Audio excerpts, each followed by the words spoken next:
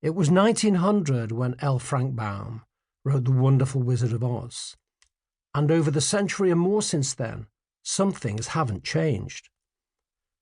The yellow brick road still captures an essence of the human experience. Doesn't the search for an improved life or an improved self resonate with us all? The Tin Man sought his heart along the road. The Cowardly Lion his courage. For the Scarecrow, perhaps an unlikely hero for 21st century science, it was his brain. It'll be a long road for science, seeking an understanding of the brain and unlocking its secrets.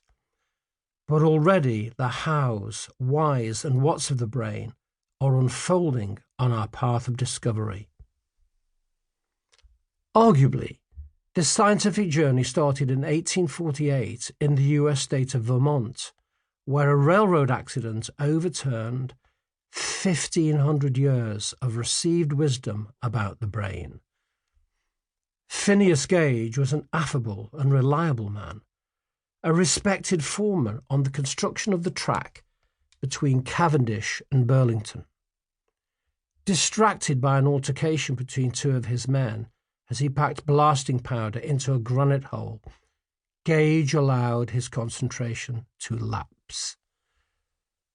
The 6-foot tamping rod was blown through his head, entering under his left eye, exiting through his left cranium, and landing some 30 feet away. Remarkably, Gage recovered, but Gage was no longer Gage. Once sober, industrious and temperate, now he was irascible, profane, unreliable, raging in fits of anger and abuse. Inconceivable, as it seemed at the time, could the damage to the brain he'd suffered be responsible for such a transformation in character, personality, and temperament? Gage's physician, Martin Harlow, in his famous paper, The Passage of an Iron Bar Through the Head, published in the Massachusetts Medical Society that same year, concluded that it was.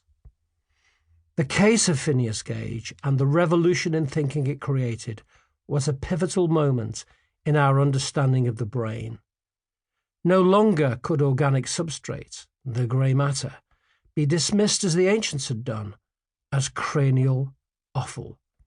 Over the following decades, as advances in empirical methods, imaging technology, and hypothesis testing generated increasing numbers of scientific publications, the picture became clearer, and we reached our modern view of the brain as an organ of immense complexity.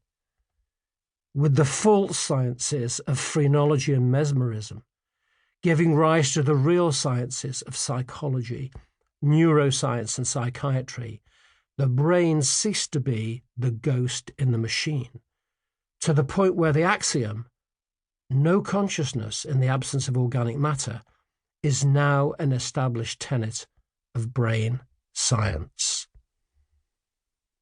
In 2000, one serendipitous event marked a huge leap forward.